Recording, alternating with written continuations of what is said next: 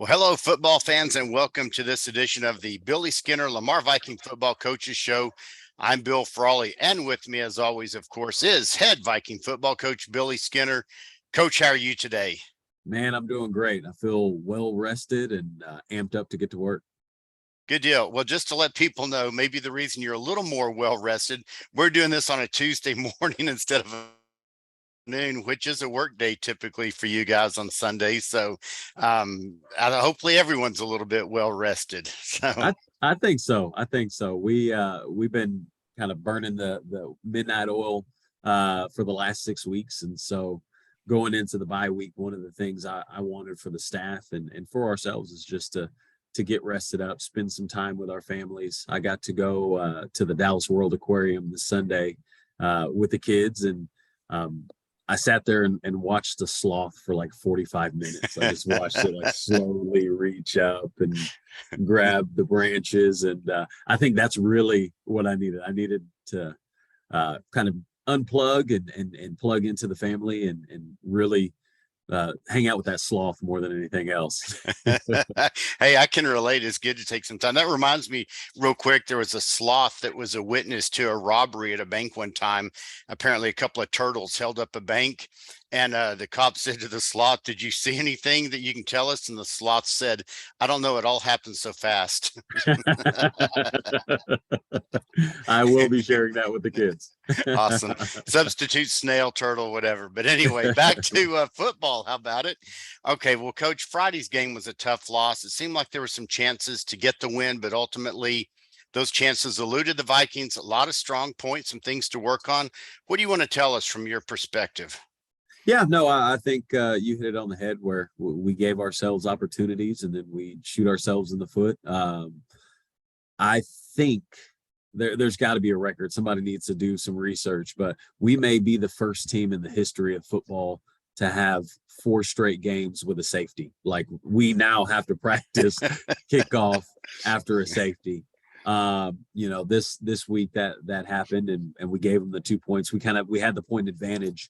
We knew if we scored, we'd be +1 on them, and the safety was a little bit of a that was tough. But at the same time, after that, we kick it off, we go down, we recover it, and then we have an opportunity and just couldn't get out of our own way. And so what's good about losses like that is it allows you to step back, kind of evaluate, audit what we're doing in practice time, audit what we're doing with our meeting times, and then see how we can more efficiently and more effectively use our time and do that this week. And so we've got an entire week to kind of, I don't want to say rest up, because we've had our rest, but we've got an entire week now to focus on those fundamentals, focus on those key components of our offense and those key components of our defense and those key components of our special teams, and really hone in on that. So it was a great learning experience for us. It was a great opportunity for us to kind of recognize some things that need to shape up, some things that need to get a little bit healthier. And so that's what our focus is now. Gotcha. You mentioned something in there and talking about how we use our time efficiently, effectively. You're talking about in the game, I assume, as well Correct. as off. Well, So, yeah, and during practice time, I have all of our coaches now. They're going through and they're auditing their individual time. So what are you doing during individual? And then what I want to know from that is what percentage of those things you do in individual, what percentage of those things show up on the game tape, and what's showing up on film. And if what we're doing in practice isn't necessarily showing up on film, then it's time to reevaluate kind of what we're doing with that practice time. So, that's the great thing about a bye week, is it gives you an opportunity to kind of dig into those details, and it allows you to work on those things without having a game that week. So the bye week came at a perfect time for us. gotcha. That all makes me think of a question, and I think it's probably handled differently by different coaches, coaching staffs, fans, the armchair quarterbacks. Yep. When you're getting down toward the end of a half or the game, the use of timeouts, how does that come into play? Is there a certain strategy? Do you have to just look at that specific situation, and try and game clock management at the end of a half or game? Right. Yeah. It really comes down to what the situation is. I know in the first half, I like to try to save up those timeouts just in case we're getting some momentum going. Let's say we're on defense and we get a big time third down stop. Well, I like to get that timeout and really I want to win what's called the middle 8. And so what that is the last 4 minutes of that first half and the first 4 minutes of that second half. And so your timeouts definitely play a big role in that there towards the end of the first half.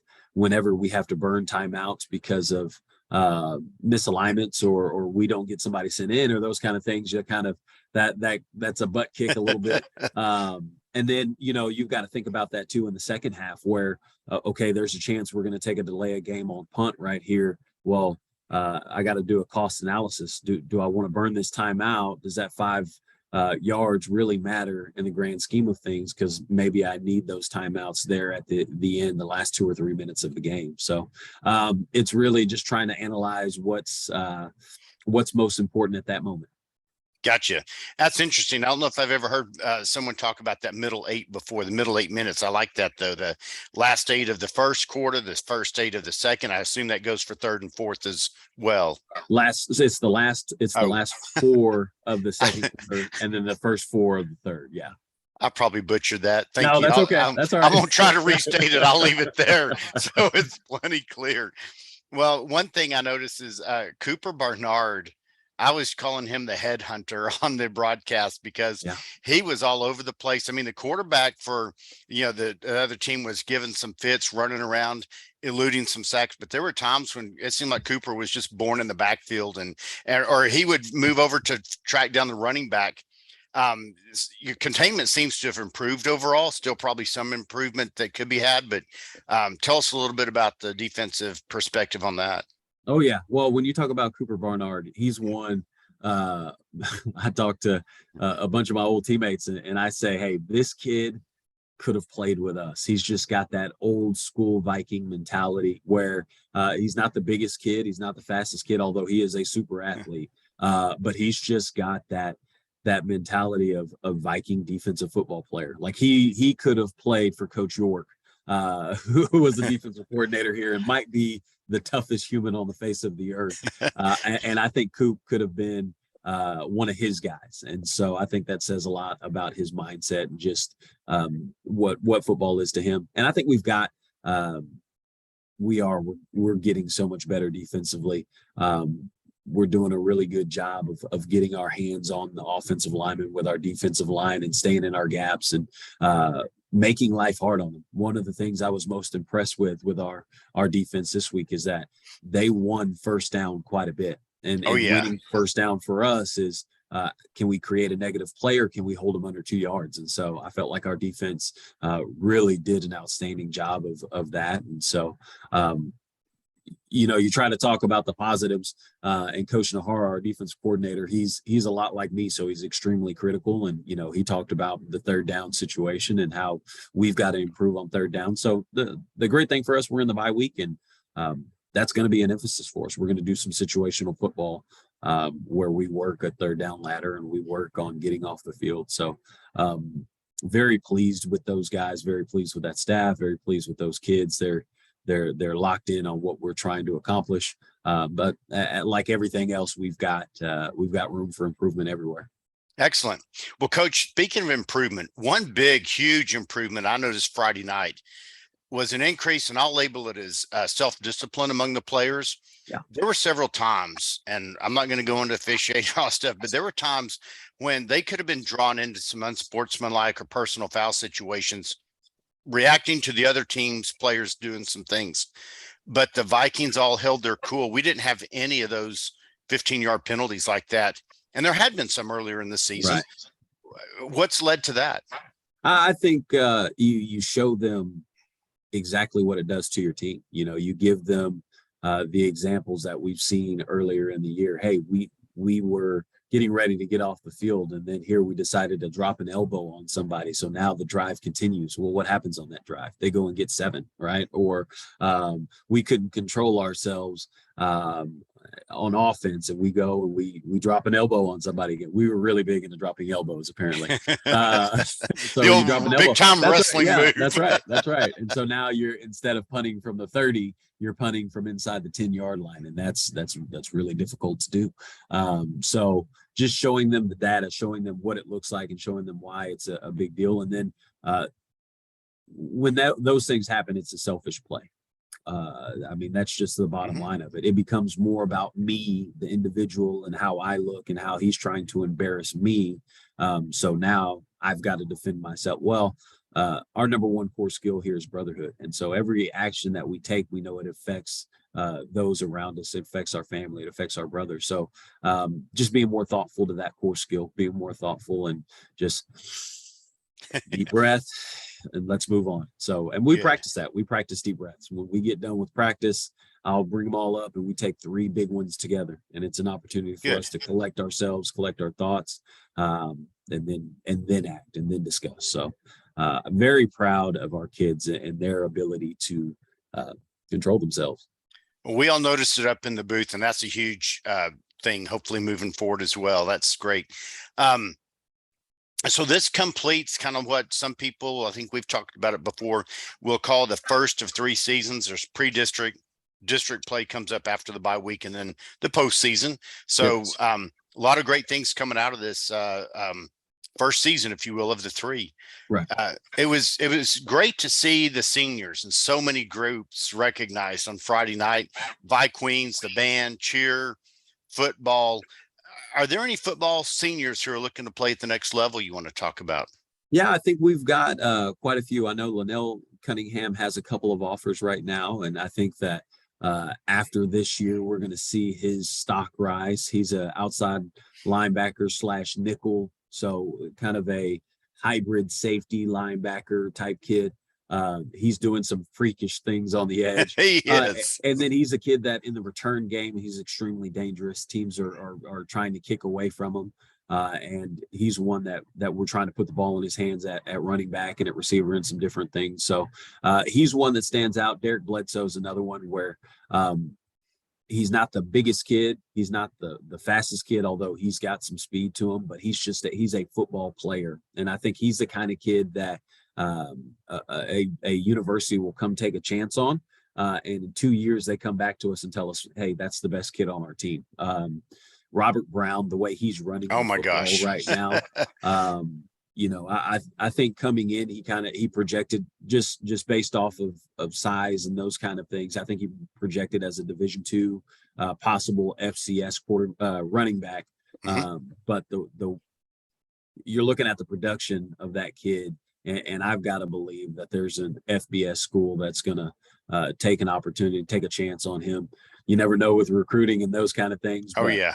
I think he's going to fit somebody's profile. And I mean, we talk about dirty yards in our program. Yeah. The fact that he can turn a 1-yard play into a 4-yard play is huge. The fact that he can turn a 4-yard run into a 75-yard run, that's massive. Like he's got that it. So he's definitely one. Chris Johnson, one of our inside linebackers, he had 2 interceptions. When you look at him, I mean, he's got all the physical tools that it takes to go play at that next level. And I think somebody's going to get really lucky by grabbing him and adding him to their roster. So we've definitely got some pieces. We've definitely got some kids that are going to have an opportunity. And I didn't even mention Isaiah Robinson, who's got every offer and going to Baylor. We've got some kids that are going to have an opportunity to go play, and I'm excited for them.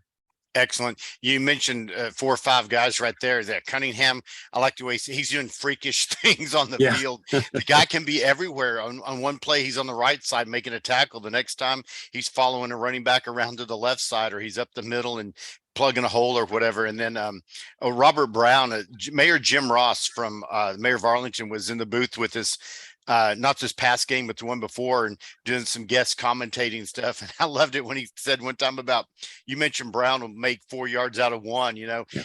Ross said it this way. He says, his heart is moving those legs as fast as they can go. No His doubt heart's about it. driving. Yeah. So that was really cool to see. Well, that's good. I'm glad to know that there's these guys that are going to hopefully have that chance at whatever level it is, play at Yep. that next level and extend their college career or extend their football career after high school. So, well, speaking of some like the next level up and things, can you tell us anything about the JV and freshman levels right now? Yeah. So this is going to be, and has been so far, a great week for them. We've gotten off to a slow start on all of them, but we're now kind of catching our groove, and we're using this week to just play as much football as we can. And I think at that level right now, we just need a ton of football. And so yesterday we do something called tech ball. That's where it's a red zone game between the offense and the defense. Our offensive line coach stole it from Texas Tech, and so we pay them homage by calling it tech ball. But just the juice that was going out there. We had the entire varsity squad, offense on one side, defense on the other. The JV kids are going at it, and I mean that intensity on a Monday during the bye week, and just the amount of juice that was going like that, it gives me goosebumps to just see how excited our kids are about football and playing football. So we're going to give them a bunch of opportunities to do that this week and get them ready for district. Excellent. Well, you mentioned a lot of things going on with the bye week. One question I'll just ask quickly. I know you've got to be careful what you say or how you answer, but there's some bumps and bruises happened in the last game or two in the season. Yep. Just overall, is the team pretty healthy? Are the ones who have been bumped and bruised getting healthier? Yeah, no, we are in week 6 of football is what it is, and so with that, we have some nicks and all of those things, but nothing catastrophic. Everybody is in relatively good shape. It's just how we deal with soreness and how we deal with taking care of our instrument. And we talk to our kids about that you're a Maserati, so you got to make sure you're fueling yourselves with the proper fuel, and you're doing your weekly maintenance, and you're doing those things, getting in the training room and taking care of your body. And one really, really cool thing that our athletic trainers have done here is they've created what's called a recovery room. And so in our old training room, we've got the zero gravity chairs, and we've got the air boots that we can put on them, and it gets the blood flowing to the legs. And you can go and kind of set the ambiance by turning on some of the cool different color lights and catch you a good nap, but also getting yourself recovered. So we try to take as many chances as we can during this time to just freshen back up. Coach, I think I'd like to come experience that recovery room sometime, and only for the purpose of research and be able to tell people firsthand what that experience was like. So if there's ever the time, you let me know. I'd like to come experience some of that. That sounds really wonderful. You didn't say yes. Okay. No, I'm just kidding. Hey, you're more than welcome. You're more than welcome. Just messing around. Hey, well, speaking of like lightening up the conversation a bit, Thursday night when I was going to go do the freshman games, I was walking by the concession stand, and Mr. Gentry and the others are always there. Hey, Mr. Frawley, what do you need? All that stuff. And so one of the ladies said, hey, I've got something for you. I want you to try this on the house. It was a Kool-Aid pickle. And so I had never heard of a Kool-Aid pickle before. And so it was either cherry or Jolly Rancher. They soak them, marinate them, whatever. Have you ever had a Kool-Aid pickle, Coach? So I've had a bite. Now here's the deal. I love Kool-Aid. Grew up on Kool-Aid. Yes. It's the absolute best. And I love pickles. But for me, it's not necessarily a match made in heaven. But, I've got things like oatmeal. I hate oatmeal. I hate raisins. But you put those together in a cookie and I'm tearing it up. So I don't know. There's that magic doesn't happen for the Kool-Aid pickles for me. But boy, they are popular. They are. Well, it's what all the cool kids are eating. So, or all the Kool-Aid kids. So yeah, I tried about 4 bites and I had to say, okay, that's it for me. I tried it, Yep. Also don't like liver and onions, but hey. Yeah, that's right. Hey. But speaking of concession stand food, if you go to a concession stand at a football, baseball game, whatever, what's your favorite concession stand food? Oh boy, that's a lot of pressure because you got the classic popcorn. If they've got a good deal of popcorn, that's you can't go wrong there. Uh, I love nachos with that cheap, nasty cheese. I mean, it's Yes. so good. Throw some jalapenos on there. That fires me up. And then it doesn't matter where I'm at, I'm always going to look and check to see if they've got a hot link. And you throw a hot link on a hot dog bun, and I'm ready to party. So. I think that's probably my perfect match right there. All three of those things. If they have all three, you're going to see me order all three. The trifecta. Well, I always go for the Frito pie. And so that's using my kind of litmus test. Is this a good concession stand or not? It's the Frito pie. So, all right. Well, speaking of these kinds of things, are people still bringing Gatorade donations? Yes, still got Gatorade donations coming in and still accepting. So if anybody wants to do that or go on the Lamar Viking Square site, we've got an option there for Gatorade and all those good things. So thank you so much to all of those who have donated, and thank you in advance for those who still plan on it. And that's cases of the 20 ounces, right? That is correct. Is what you prefer. Good. That's correct. Okay. And somebody said, "Hey, does it matter if it's Costco brand?" Absolutely not. We will. Okay. We are not sports snobs. Drinks. Sports drink. That's right. We are not snobs here. I love it. Good deal. Well, speaking of not snobs, there's a lot of Booster Club members putting in a lot of effort. Some of them very unsung heroes, some in the leadership positions. But we always do this. Let's just take a moment to show appreciation. Anything you want to say about the Booster Club? Oh, I'm so over the moon with them. I've got guys like J.R. Walker who his son graduated last year, and I mean he's still a part of the team. He refers to it as us and we, and so when you have people like that who continue to give and continue to give their time and continue to serve, like it's a blessing. It's a blessing for me. There's things that I don't worry about because I've got such a good board and such a good leadership crew, and I've got guys like JR and Mr. Austin, who's probably the greatest president of all time. So excellent. So good. No, thing. It's a good crew. Our committees are crushing it. Our concessions are doing really, really well. Tanique Post and Miss Lisa Carroll, those two have kind of taken on that, and they are doing a phenomenal job. So just very pleased and we're always accepting more help. So if there's parents out there who want to find a way to get involved, if you can reach out to one of them or you can reach out to me directly, I promise you, we can find a job. We can find something for you to do. So, and I've got to give them a shout out too. The Austins for helping senior night go off without a hitch. I mean, it was really clean. It was really good. It was very well organized. And so again, just testament to people giving their time and serving our kids. Excellent. Well, we appreciate everyone that does everything. And I will say, working those concession stands, whether it's Thursday night, Friday night, baseball, football, whatever, it does build some community. You get to know people a bit better. You get those little inside jokes and stories, whether it's Kool-Aid pickles or other stuff. But it's a great way to contribute. So, well, Coach, anything else you'd like to say before we close it off this week? I'm pretty boring on the bye week, so we're don't have much. Oh, you know what? I lied to you. We've got volleyball tonight. So if this comes out by tonight, it's gold out for our volleyball team. We're taking on Grand Prairie. This is a big matchup for our girls. And so we want to get out and support them and put our gold on and cheer for the Vikes. Excellent. Nice plug for that. Well, until next week, I'm Bill Frawley with head football coach Billy Skinner saying VFND. VFND.